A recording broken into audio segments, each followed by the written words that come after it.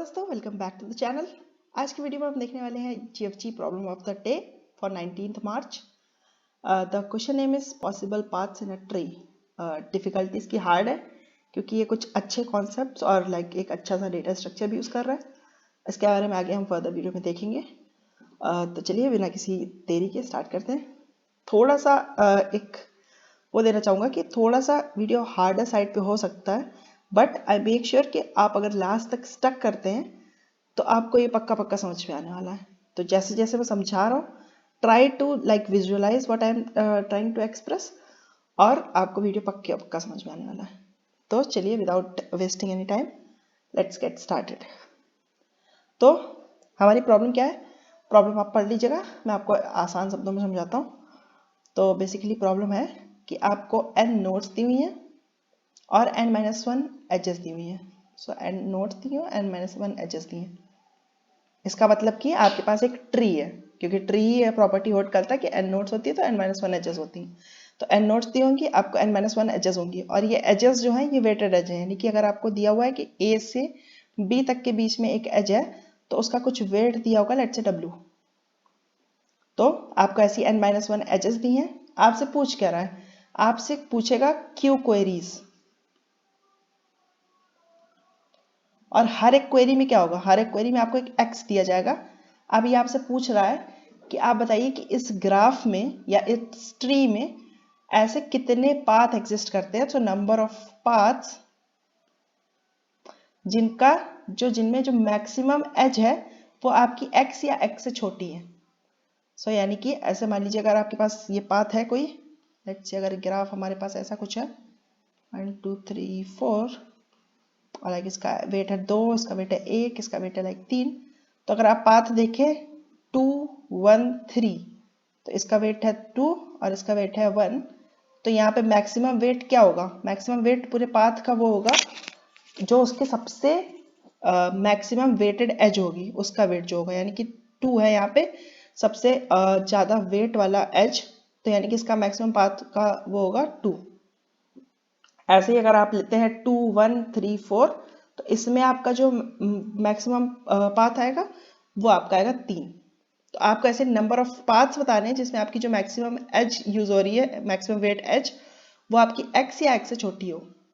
तो अगर यहाँ पे आपका लेट्स से अगर 2 होता कि 2 या 2 से छोटी बताइए कितनी एजेस हैं, तो कितने पाथ्स हैं। तो एक पाथ तो जाता 2 1, एक पाथ हो जाता 2 1 3, क्योंकि इसमें भी आपका अगर देखेंगे तो दो ही है मैक्स एज, लेकिन 2 1 3 4 ना हो पाता क्योंकि इसमें 3 हो जाएगा, और एक पाथ आपका हो जाएगा 1 3। तो यानी कि आपका पाथ हो जाएंगे 2 1 3 2 1 और 1 3। ऐसे 3 पाथ एग्जिस्ट कर रहे हैं। तो आपकी इस क्वेरी का आंसर होगा 3। ऐसे आपको क्यू क्वेरीज दी हुई हैं, आपको हर एक क्वेरी में एक x दिया होगा, आपको बताना है, एक एरे रिटर्न करनी है बेसिकली क्यू लेंथ की, जिसका जो ith इंडेक्स होगा वो डिनोट करेगा ith क्वेरी का रिजल्ट। आपको बताना नंबर ऑफ पाथ्स जो कि ith वाले x के लिए जो कि कंडीशन को सेटिस्फाई कर रहा है। सो ऐसे सबके लिए नंबर ऑफ पाथ्स बताने हैं आपको क्यू क्वेरीज के लिए। तो उम्मीद करता हूँ कि प्रॉब्लम समझ में आई होगी। अब एक एग्जांपल देख लेते हैं जो दिया हुआ है इन लोगों ने basically. So example let's say हम ये सेकंड वाला एग्जांपल लेते हैं। तो हमारे पास एग्जांपल है, एक एज दी हुई हमें 1 से 2 की, 1 से 2 की, उसका जो वेट है वो 3 है। एक एज दी हुई है 2 से 3 की, इसका वेट है आपका 1। एक एज दी हुई है 2 से 4 की, इसका वेट है 9। 2 से 4 की, इसका वेट है 9। एक एच दी हुई है 3 से 6 की, इसका वेट है 7। 3 से 6 की, इसका वेट है 7। एक एच दी हुई है 3 से 5 की, इसका वेट है आपका 8, और एक 5 से 7, इसका वेट है 4। तो इसका वेट है 8, और एक क्या है आपका 5 से 7, इसका वेट है 4। 5 से 7, इसका वेट है 4। ठीक, तो अगर आप इससे एक ट्री कंस्ट्रक्ट करते हैं तो क्या हो जाएगा, लेट्स से हमारा 1 रूट है, तो इससे 2 कनेक्टेड है, 3 हो गया इसका वेट, 2 से आपका 3 कनेक्टेड है, और 2 से आपका 4 भी कनेक्टेड है, 3 से वेट हो गया आपका 1, 4 के साथ वेट है आपका 9, 3 से आपका 6 कनेक्टेड है और 3 से आपका 5 भी कनेक्टेड है। 3 से 6 का वेट है 7, 3 से 5 का वेट है 8 और आपका 5 से 7 कनेक्ट है, इसका वेट है 4। ठीक, ये ऐसी हुआ। क्वेरीज देखते क्या क्या थी। क्वेरी आपकी 135। सो पहली क्वेरी का x है आपका 1, दूसरी क्वेरी का 5 और 3 और अगली क्वेरी का 5। सो लेट्स से इसका आंसर क्या आएगा। तो पहली क्वेरी में आपको बता रहे number of path such that जो आपकी मैक्सिमम वेट होगा उस पाथ का वो 1 होना चाहिए। तो देखिए 1 तो एक ही एज में है, तो हम ये सिंगल ही पाथ चूज कर सकते हैं 2 से 3 का। इसके अलावा अगर कोई भी हम एज ऐड कर देंगे अपने पाथ में तो वो तो ज़्यादा हो जाएगा ना।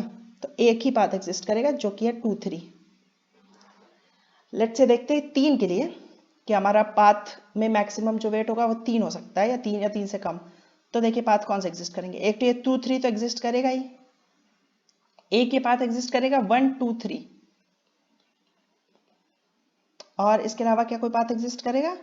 इसके अलावा क्योंकि सबके वेट ज़्यादा है तो ये एक और पाथ एग्जिस्ट करेगा 1 2 क्योंकि इसका वो है आपका 3 वेट है। तो ऐसा 3 पाथ एग्जिस्ट करेंगे। लेट्स से 5 के लिए देखते हैं। तो 5 के लिए क्या हो जाएगा। 5 के लिए अगर हम देखें तो ये 3 वाले तो एग्जिस्ट करेंगे ही। तो 3 वाले आपके कितने हैं, ये 1 2 है, 1 3 है और एक आपके पास 2 3 है और एक पाथ और है आपके पास ये जो है 5 7 वाला क्योंकि इसका भी वेट है 4। तो आपके 4 पाथ एग्जिस्ट कर रहे हैं और नहीं, हाँ आपके 4 पाथ एग्जिस्ट कर रहे हैं। सो यानी कि आपका आंसर है 1 3 और 4। ये आपको एक एरे में रख के इसको रिटर्न करना है। उम्मीद करता हूँ प्रॉब्लम अच्छे से समझ आ गई होगी। अब बढ़ते हैं इसके ब्रूट फोर्स सॉल्यूशन पे। सो ब्रूट फोर्स आपके सबसे पहले दिमाग में क्या आ रहा होगा। आपके पास क्यू क्वेरीज हैं, आपको एक एक्स दिया हुआ हर क्वेरी में। तो आप क्या करेंगे, हर क्वेरी के लिए अपने पूरे ग्राफ पे ट्रैवर्स करेंगे, हर एक पॉइंट को स्टार्टिंग पॉइंट मानेंगे, हर एक पॉइंट को एंडिंग पॉइंट मानेंगे। तो यानी कि आपके पूरे n स्क्वायर आपका ट्रैवर्सल कर सकते हैं और हर एक पॉइंट को स्टार्टिंग पॉइंट, हर एक पॉइंट को एंडिंग पॉइंट मान के आप देख सकते हैं कि क्या वो एक वैलिड पाथ है फॉर दिस x। अगर है तो आप काउंट कर लेंगे ऐसे कितने पाथ एग्जिस्ट करते हैं। सो बेसिकली n स्क्वायर में आपने काउंट कर लिया। टोटल कॉम्प्लेक्सिटी हो जाएगी q टाइम्स आप n स्क्वायर का लूप चला रहे हैं। अगर आप इस लूप को थोड़ा ऑप्टिमाइज करने की कोशिश करें, यानी कि डीएफएस में कुछ कंडीशंस लगा दें कि इसके सब ट्री में ऐसे ऐसे देखेंगे आप, फिर भी आप इसको मैक्सिमम n तक ही रिड्यूस कर सकते हैं। Still the time complexity is still quadratic which is q cross n और आपके कंस्ट्रेंट इसको बिल्कुल भी अलाउ नहीं कर रहे होंगे। डेफिनेटली हमारे सब कुछ 10 to power 4 है। So it's 10 to power 4 into 10 to power 4 which is like 10 to power 8 जो कि आपका टीएलई दे देगा। तो आप ये तो नहीं कर सकते हैं। ठीक, तो अब आपको इसको ऑप्टिमाइज करना होगा। इसको ऑप्टिमाइज कैसे करेंगे। ऑप्टिमाइज करने के लिए सबसे पहली बात जो आपको ध्यान में रखनी है कि जो क्वेरीज है आपकी वो है आपकी ऑफलाइन क्वेरीज। एक आपकी होती है ऑनलाइन क्वेरीज। डिफरेंस क्या होता है ऑफलाइन और ऑनलाइन क्वेरीज में। ऑनलाइन क्वेरीज होती है जैसे जैसे आपको क्वेरीज दी हुई हैं वैसे वैसे आपको तुरंत तुरंत उसका आंसर रिटर्न करना है। यानी कि इस क्वेरी का आंसर रिटर्न किए बिना आप इस क्वेरी पे नहीं जा सकते।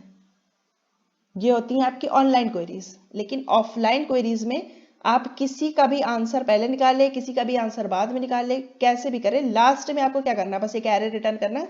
इसमें सबके आंसर स्टोर होने चाहिए। आपसे वो ये पूछने नहीं आ रहा कि आपने इसका आंसर पहले निकाला था या इसका आंसर पहले निकाला था या इसका आंसर पहले निकाला था।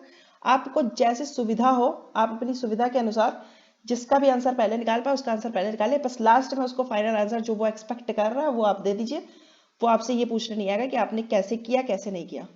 लेकिन ऑनलाइन क्वेरीज में स्ट्रिक्ट होता है कि आपको एक एक करके ही दिए जाती क्वेरीज। यानी कि एक क्वेरी मिलेगी आपको उसका आंसर देना है, फिर आपको दूसरी क्वेरी मिलेगी उसका आंसर देना है। इन दिस वे जनरली ये कुछ आपकी जो इंटरैक्टिव प्रॉब्लम्स होती है लाइक कोड फोर्सेस पे आपने देखा होगा, उसमें जनरली ये ऑनलाइन क्वेरीज यूज होती हैं। सो यहाँ पे लेकिन है ऑफलाइन क्वेरीज। तो यानी कि यहाँ पे हम कुछ क्वेरीज की ऑर्डरिंग कर सकते हैं। अगर हमें क्वेरीज किसी एक पर्टिकुलर ऑर्डर में सॉल्व करने में हमारा टाइम कम लग रहा होगा तो हम डेफिनेटली उसको एक बार लुकआउट कर सकते हैं। सेइंग दैट इसको अभी हम अपने दिमाग में रखते हैं कि कुछ ऑर्डरिंग वगैरह हम कर सकते हैं क्वेरीज की। ठीक, ये हमारा पहला पॉइंट हो गया। इसको भी हम नोट करके रखते हैं, अभी आगे देखेंगे इसका हमारा फायदा कैसा होगा।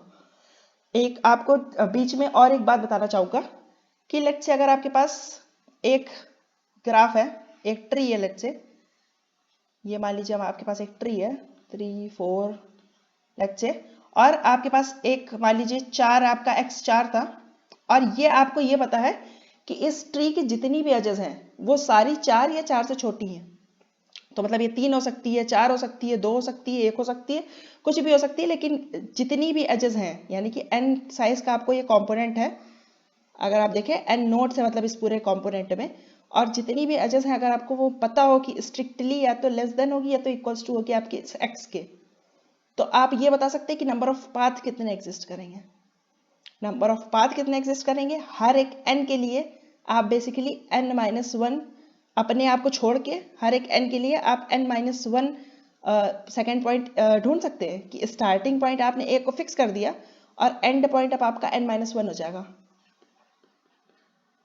ठीक, ये आपके हो गए 1 से लेके, आपको देखेंगे 1 से लेके 3, 1 से लेके 2, 1 से लेके 4, ऐसे ही आपका अब 2 के लिए क्या होगा, 2 के लिए आप करेंगे 2 के लिए 1, 2 के लिए 4, 2 के लिए 3, ऐसे अब आप 3 के लिए करेंगे तो 3 के लिए 1, 3 के लिए 2, 3 के लिए 4, ऐसे आप 4 के लिए करेंगे तो 4 के लिए 1, 4 के लिए 2, 4 के लिए 3। अब अगर आप देखें तो आपका हर एक पाथ दो दो बार आ रहा है, यानी कि एक बार 2 4, एक बार 4 2, एक बार 1 4, एक बार 4 1। तो यानी कि हर एक पाथ तो बेसिकली आप स्टार्टिंग पॉइंट एंड पॉइंट चाहे सेम रखें, आप इधर से देखें पाथ को या फिर इधर से देखें पाथ को, पाथ तो पाथ है। तो यानी कि आपका हर एक पाथ 2 बार आ रहा है, इसलिए आपको उसको बाय 2 भी करना होगा। तो यानी कि आपका अगर ये पता चल गया कि आपके पास ये जो ट्री है ये n साइज का ट्री है, यानी कि n साइज का कंपोनेंट कह सकते हैं इसको, पार्ट ऑफ अ ट्री, अगर ये n साइज का ट्री है और आपकी सारी एजेस जो हैं इसमें उनका वेट x या x से छोटा है, तो आप क्या कह सकते हैं कि आपके जो नंबर ऑफ पाथ्स होंगे वो n-1/2 होंगे। ये आपकी दूसरी ऑब्जर्वेशन है, इसको भी स्टोर करके रखते हैं। तो अभी तक हमने देख लिया कि आपको एक ऑर्डरिंग रख लिया आपने, और आपने एक पता कर लिया है कि अगर आपके पास एक स्पेसिफिक x है और सारे वो आपके x से छोटे हैं तो आप कैसे कर सकते हैं। अब हम एक तीसरी चीज देखते हैं कि लेट्स सी कि देखिए आप क्या कर सकते हैं। अब वो ऑर्डरिंग वाली बात करते हैं। तो ऑर्डरिंग में मैं कहना क्या चाह रहा हूँ, देखिए ऑर्डरिंग जैसे आपके पास मान लीजिए आपको फाइंड करना है, एक क्वेरीज क्यू क्वेरीज आपको दी हुई है, एक क्वेरी है लेट्स से 1, एक क्वेरी है 5, एक क्वेरी है 2, एक क्वेरी है 3, एक क्वेरी है 4।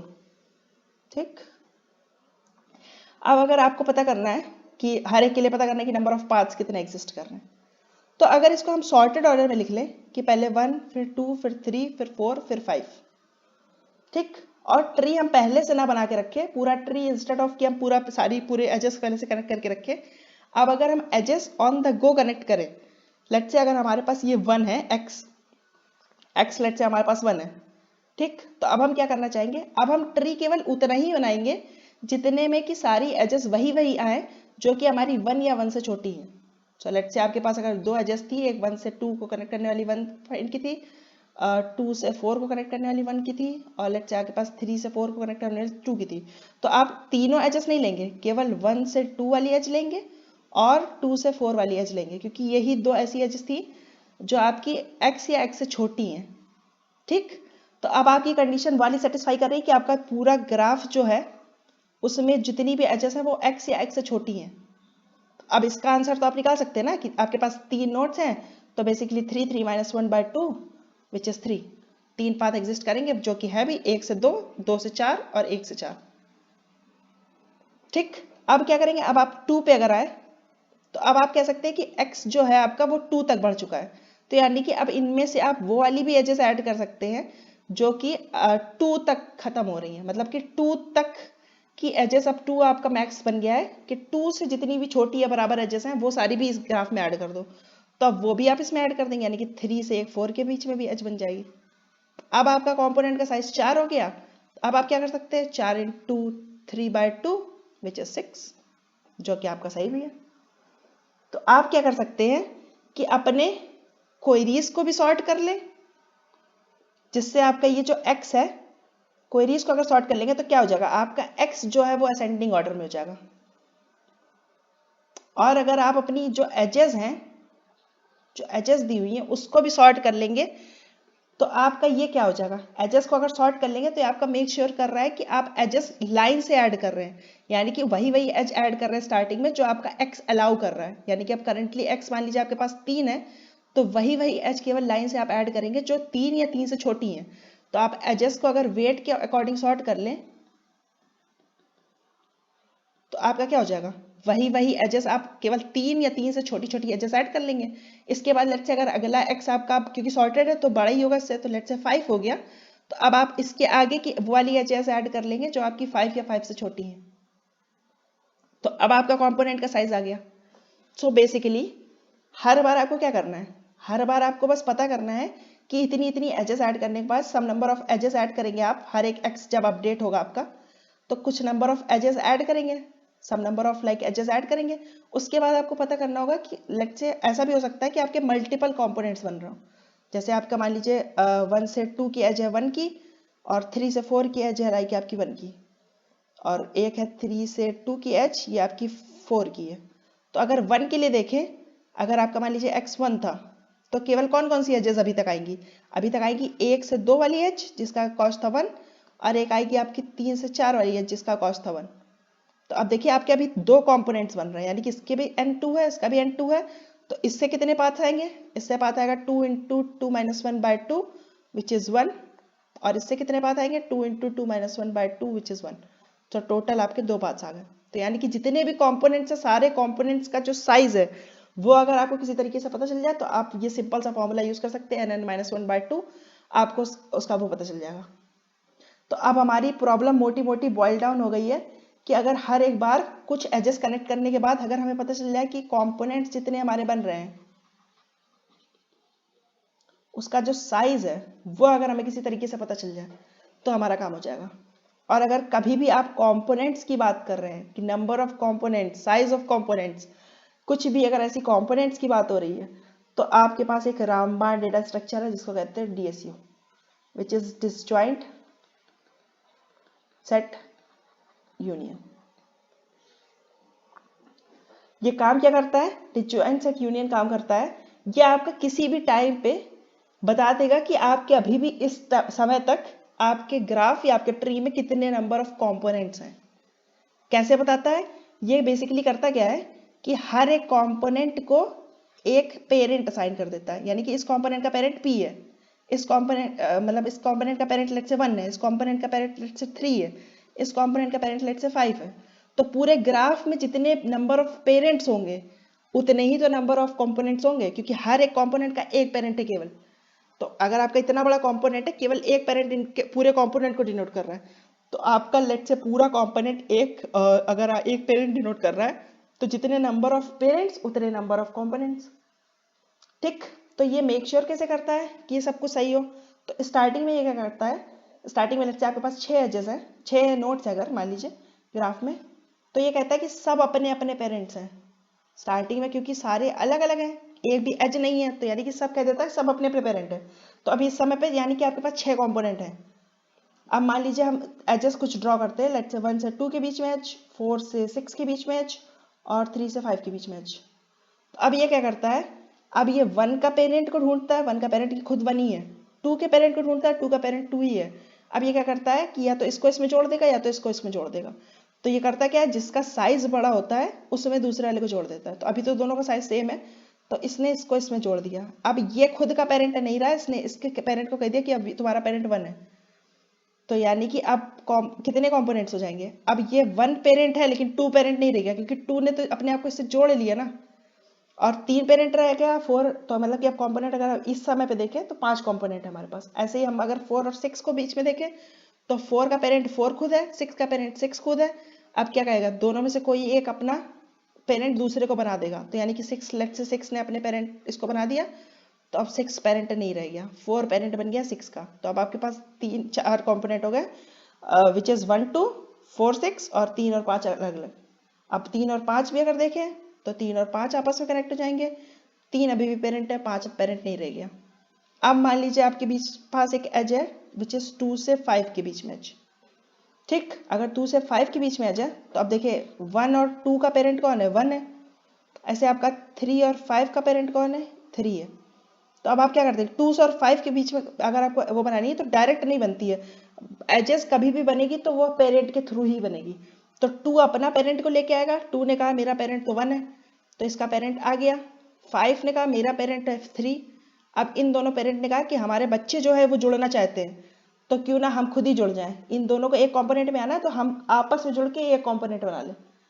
तो ये क्या करता है, जो भी इन दोनों में से बड़ा होगा वो दूसरे को अपने में जोड़ लेगा। अभी दोनों बराबर है तो कोई भी किसी को भी जोड़ सकता है। सो लेट्स से ये 3 ने इसको जोड़ लिया तो अब 3 का पेरेंट भी 1 बन गया, तो अब ये 3 भी पेरेंट नहीं रह गया। अब ग्राफ में देखिए तो केवल ये एक कंपोनेंट है आपका और एक 4 और 6 एक कंपोनेंट है। ठीक, तो ये DSU ऐसा ही कुछ करता है। अब आपको अगर साइज भी कैलकुलेट करना है तो स्टार्टिंग में सबका साइज क्या होगा, स्टार्टिंग में सबका साइज 1 होगा।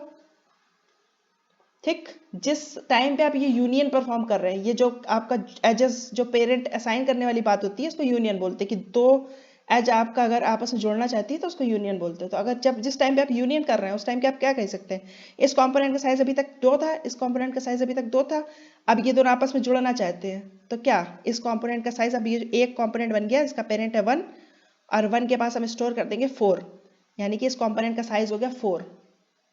तो ये 1 पेरेंट है और इसका साइज हो गया 4। ठीक, ऐसे करते करते हम सबके लिए साइज भी स्टोर कर सकते हैं और सबके लिए पेरेंट भी पता होता है उसको। ठीक, तो अब देखते हैं ये हमारा मदद कैसे करेगा हमारे क्वेश्चन में। तो हमारे क्वेश्चन में क्या करना है, हमारे क्वेश्चन में जब कंपोनेंट बनेगा तो आपको क्या पता होना चाहिए, कितने नंबर ऑफ कंपोनेंट्स है ये पता होना चाहिए, और हर एक कंपोनेंट का जो वो पता होना चाहिए साइज। हर एक कंपोनेंट का अगर आपको साइज पता है तो आप क्या करते हैं, n-1/2 ऐसा इसका समेशन करेंगे हर एक कंपोनेंट के लिए। ठीक, तो अब क्या कर सकते हैं आप, जिस टाइम पे 2 एज कनेक्ट हो रही हैं एक सिंपल सा फॉर्मूला एक जनरेट करेंगे यहाँ से हम। तो लेट्स से हमारे पास ये कंपोनेंट था 1 2, ठीक, यहाँ पे कंपोनेंट था 3 4 और 5। ठीक, अब आप ये इसका साइज था 2, इसका साइज था 3। ठीक है, अभी तक मान लीजिए आपका आंसर कुछ समथिंग था, लेट्स से x था आपका आंसर अभी तक, हाँ x मान लेते हैं, x था आंसर अभी तक आपका। तो अब क्या करना है, अब आपने कहा कि हमें एज बनानी है 2 और 4 के बीच में। ठीक, 2 और 4 के बीच में एज बनानी, तो आप दोनों अपना अपना पेरेंट लेके आए, इसका पेरेंट था 1, इसका पेरेंट था 3। तो दोनों अपने अपने पेरेंट को लाए, उन्होंने कहा कि हमें जुड़ना है, तो इन्हें जुड़ना है। तो अब आंसर पे क्या इफेक्ट पड़ेगा, आंसर पे इफेक्ट पड़ेगा कि अभी तक देखिए इस आंसर में इस 2 का भी कंट्रीब्यूशन है, इस x में इस 2 का कंट्रीब्यूशन है। तो इस 2 का कंट्रीब्यूशन है कितना, 2 का कंट्रीब्यूशन होगा 2 × 1/2 विच इज 1, ये तो कंट्रीब्यूशन होगा। तो इसको आप इसमें से माइनस कर लीजिए, तो यानी कि अब ये हो जाएगा x माइनस इसका कंट्रीब्यूशन, यानी कि पहले कंपोनेंट का कंट्रीब्यूशन विच इज पहले कंपोनेंट का साइज और -1/2। ठीक, और इस दूसरे कंपोनेंट का कंट्रीब्यूशन, इसका कंट्रीब्यूशन कितना होगा, इसका कंट्रीब्यूशन होगा 3 × 3 - 1/2। अब आपने इनका दोनों का कंट्रीब्यूशन जो अभी तक था वो हटा दिया ना, अब इन दोनों को आपस में कनेक्ट कर देंगे तो इसका पेरेंट लेट से ये बन गया। तो अब इनका साइज क्या हो गया, इनका साइज हो गया 5। ठीक, तो अब एक नया कंपोनेंट बन चुका है जिसका साइज है 5। तो अब इसका कंट्रीब्यूशन भी तो आपको आंसर में ऐड करना पड़ेगा, तो इसका कंट्रीब्यूशन ऐड हो जाएगा। इसका कंट्रीब्यूशन कितना है, इसका कंट्रीब्यूशन होगा 5 × 5 - 1/2 विच इज लाइक, अगर आप हटाएं तो ये 10 बचा, ये हो गया आपका 3, ये हो गया था आपका 1, तो यानी कि आपका 4 माइनस हो जाएगा और 10 प्लस हो जाएगा, तो यानी कि x + 6 आपका नया आ गया आंसर, ये एज कनेक्ट होने के बाद। ठीक, तो एक बार मोटा मोटा देख लेते करना क्या है हमें। तो हमारी जो क्वेरीज हैं उनको हम असेंडिंग ऑर्डर में सॉर्ट कर लेंगे, जो हमारी एजेस हैं उनको हम सॉर्ट कर लेंगे अपने वेट के बेसिस पे इंक्रीजिंग ऑर्डर में। ठीक, अब क्या करेंगे, हम अपनी क्वेरीज में से हर एक बार एक x निकालेंगे, असेंडिंग ऑर्डर में ही निकलेगा, और जितनी भी एजेस आप कनेक्ट कर पाएंगे, जितनी भी एजेस हमारी अभी x से छोटी हैं वो सारी को कनेक्ट करते जाएंगे। और कनेक्ट कैसे करेंगे, वो DSU की मदद से ही कनेक्ट करेंगे और अपना आंसर हर बार अपडेट करते जाएंगे। अगर दोनों सेम कंपोनेंट में है तो फिर कोई इफेक्ट पड़ेगा ही नहीं, क्योंकि दोनों सेम ही कंपोनेंट में है। तो साइज तो उतना ही रहने वाला है। लेकिन अगर दोनों अलग अलग कंपोनेंट में थे तो क्या करेंगे, इस कंपोनेंट का कंट्रीब्यूशन माइनस करेंगे, इस कंपोनेंट का कंट्रीब्यूशन माइनस करेंगे, इन दोनों को आपस में मर्ज करेंगे, और अब जो नया कंपोनेंट बना वो इन दोनों के सम के बराबर था, तो उसका कंट्रीब्यूशन ऐड कर देंगे इसमें।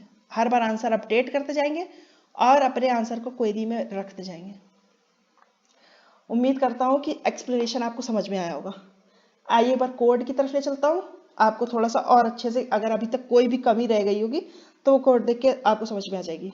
तो ये देखिए DSU क्लास है, इसमें आप क्या रखते हैं, पेरेंट रखते हैं, हर एक आदमी का, हर एक नोट का पेरेंट इसमें स्टोर होता है कि इसका पेरेंट कौन है। साइज रखते हैं आप कि इस कंपोनेंट का साइज कितना है, ठीक। और ये आंसर जो है, एक मैंने बात करी थी वो स्टार्टिंग में हमने 0 से इनिशियलाइज कर लिया, ठीक। मेक होता है कि स्टार्टिंग, जब स्टार्ट कर रहे हैं आप अपना DSU बनाना, तो क्या करेंगे, हर एक का पेरेंट आप किससे इनिशियलाइज कर लेंगे, हर एक का पेरेंट वो खुद ही होगा, यानी कि पेरेंट ऑफ V खुद ही होता है। और साइज ऑफ V कितना होता है 1, क्योंकि स्टार्टिंग में केवल सिंगल सिंगल नोट्स होती है ना, तो वो अपना खुद का पेरेंट है और उसका साइज जो है उस कॉम्पोनेंट का वो 1 है। ये फाइंड यानी कि पेरेंट फाइंड करने का फॉर्मूला होता है कि अगर V खुद के बराबर ही है, यानी कि इसका पेरेंट ये खुद ही है, तो वही रिटर्न कर देंगे कि यही पेरेंट है, अदरवाइज हम रिकर्सिव वे में इसका पेरेंट फाइंड करते जाते हैं, ठीक। यूनियन ऑपरेशन में क्या करेंगे, देखिए फाइंड ऑफ ए, यानी कि इसका पेरेंट फाइंड किया ए का, ए और बी को आपको कनेक्ट करना है अगर, और बी का पेरेंट फाइंड किया, अगर दोनों का पेरेंट सेम है तो यानी कि फिर तो हमें कंपोनेंट, सेम कंपोनेंट में दोनों लाई कर रहे हैं, इसका मतलब अगर किन्हीं दो लोग का पेरेंट सेम है तो यानी कि वो सेम कंपोनेंट में लाई कर रहे हैं। लेकिन अगर वो सेम कंपोनेंट में लाई नहीं कर रहे हैं तब क्या करना है हमें, तब हम देखते हैं कि साइज किसका बड़ा है। साइज अगर मान लीजिए ए का छोटा है तो हम इसको स्वैप कर देते हैं, हमेशा ये मेक श्योर करते हैं कि ए का साइज बड़ा होगा और बी का साइज छोटा होगा, तभी हम बी को ए के नीचे लगा देते हैं, यानी कि पेरेंट ऑफ बी हमेशा ए असाइन हो जाता है, ठीक। लेकिन अब हमें आंसर भी अपना कैलकुलेट करना है, तो क्या आंसर कैसे कैलकुलेट होगा, जो ए यानी कि पहले वाले का पेरेंट था उसका साइज निकाल लिया, पहले कंपोनेंट का साइज आ गया ए में, दूसरे कंपोनेंट का साइज आ गया बी में, ठीक। आप क्या करेंगे, अपने आंसर में से माइनस करेंगे पहले कंपोनेंट का कंट्रीब्यूशन, आंसर में से माइनस कर लेंगे दूसरे कंपोनेंट का कंट्रीब्यूशन, और आंसर में ऐड कर लेंगे इन दोनों का जो मर्ज्ड कंट्रीब्यूशन होगा, यानी कि ए प्लस बी, इसका जो कंट्रीब्यूशन होगा वो ऐड कर लेंगे और साइज अपडेट कर देंगे कि अब एक नया कंपोनेंट बन गया ना बेसिकली ए और बी को मिला के, तो इसका साइज वो हो जाएगा कि इसका साइज जो पहले था, इसका साइज जो पहले था, दोनों को मर्ज कर लेंगे, ठीक। ये हो गई हमारी DSU की बात। अब यहाँ पे हम क्या कर रहे थे, यहाँ पे हमें क्या करा, हमने सारी जो क्वेरीज थी उसको हमने स्टोर कर लिया विद देयर इंडेक्सेस, क्योंकि हम सॉर्ट कर रहे हैं तो हमें इंडेक्सेस पता होना चाहिए कि इसका आंसर कहाँ पे स्टोर करना है लास्ट में। तो हर एक क्वेरी रख ली उसके इंडेक्स के साथ। अब इसको हमने सॉर्ट कर दिया, ऐसे ही हमने एजेस को भी सॉर्ट कर दिया on the basis of wait.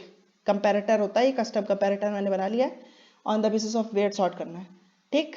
DSU का एक इंस्टेंशिएट करा हमने ऑब्जेक्ट। अब क्या करा, हर एक के लिए मेक कॉल कर दिया। मेक क्या करता था, मेक उसको खुद का पेरेंट इनिशियलाइज कर देता था और उसका साइज 1 कर देता था, ठीक। तो हर एक के लिए मेक कॉल हो गया।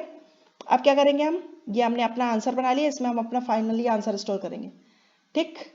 अब स्टार्ट करते हैं हम, जे 0 है, जे हमारा वो एजेस को काउंट रख रहा है कि एजेस अभी तक कितनी ऐड हो चुकी है ऑलरेडी।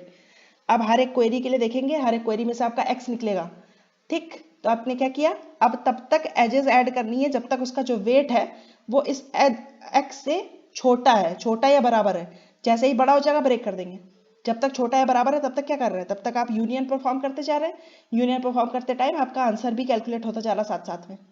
और जब ये पूरा हो गया, जितनी एजेस ऐड कर सकते थे उतनी कर ली, तो उसके बाद क्या करेंगे, आंसर के उस वाले इंडेक्स पे जो इस क्वेरी का इंडेक्स था, हमने स्टोर करके रखा था ऑलरेडी ARR में, तो इस क्वेरी का जो भी इंडेक्स था उस पे जाके हम अपना D डॉट आंसर कर देंगे, जितना भी आंसर अभी तक का है, और लास्ट में अपना फाइनल आंसर रिटर्न कर देंगे।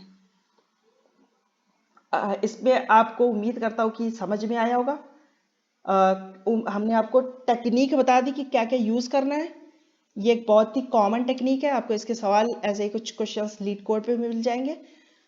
जब भी ऑफलाइन क्वेरीज की बात होती है तो ऑर्डरिंग मैटर करने लगती है, कि ऐसी कोई एक ऑर्डरिंग एग्जिस्ट करती है जिसका अगर आप ऑर्डर कर लेंगे तो आपका टाइम सिग्निफिकेंटली वो कम कर देगा। इसमें देखिए टाइम क्या यूज हो रहा है, तो इसको सॉर्ट करने में टाइम क्या लगेगा, क्यू लॉग क्यू, और एजेस को सॉर्ट करने में क्या टाइम लगेगा, n log n। और आप उसके बाद क्या कर रहे हैं कि x q टाइम्स ट्रेवर्स कर रहे हैं, और क्या कर रहे हैं आप, और आप पूरे और इसके बाद हर एक एज को आप क्या कर रहे हैं, डीएसयू में डाल रहे हैं। तो डीएसयू का टाइम कॉम्प्लेक्सिटी क्या होती है, डीएसयू का टाइम कॉम्प्लेक्सिटी ए मोटराइज टाइम कॉम्प्लेक्सिटी होती है ऑर्डर ऑफ 1, यानी कि इसको हम ऑर्डर ऑफ 1 ही मानते हैं।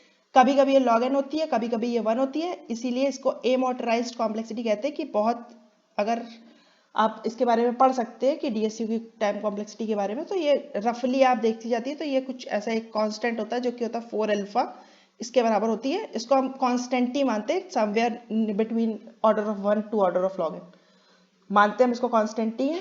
पढ़ सकते हैं, अगर आपको इसका प्रूफ देखना है तो आप डेफिनेटली इसका प्रूफ चेकआउट कर सकते हैं।